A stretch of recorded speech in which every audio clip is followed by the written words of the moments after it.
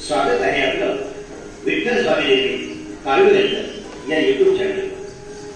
मित्रांनो, आज आपण इयत्ता 7वीच्या बालभारतीच्या पुस्तकातील गोमू माहेरला जाते ही कविता ऐकणार.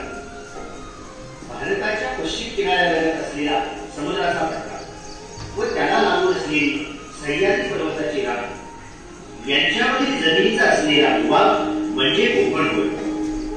कोकण म्हटलं की डोळ्यासमोर येते ती अपार निसर्ग सौंदर्याने नटलेली भूमी.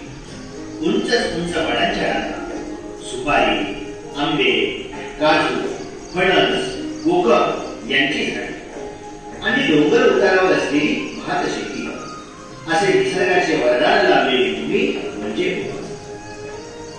कवी ग. दी. माडगूळकर यांनी कोकण, कोकणातील खाडी, तेथील निसर्ग सौंदर्य, कोकणातील साधी भोळी माणसे यांचे अगदी साध्या शब्दात पण अतिशय सुरेख असे वर्णन प्रस्तुत कवितेतून केले आहे. आज कोकणातील बरीचशी मंडळी नोकरी धंद्यानिमित्त तर मुली लग्नानंतर कोकण सोडून दूर शहरामध्ये जाऊन राहतात. पण कोकणची गोड त्यांना स्वस्त उचलू येत नाही. सुट्टी लागली की ही सारी मंडळी कोकणला भेटण्यासाठी येतात. अशीच कोकणात लहानाची मोठी झालेली गोपू आपल्या माहेरी म्हणजेच कोकणात तिच्या पतीबरोबर जायला निघाली आहे. तरी तिच्या पतीला निसर्ग सौंदर्याने नटलेल्या कोकणची ओळख गोमू माहेरला जाते या कवितेतून आपण करून घेऊया.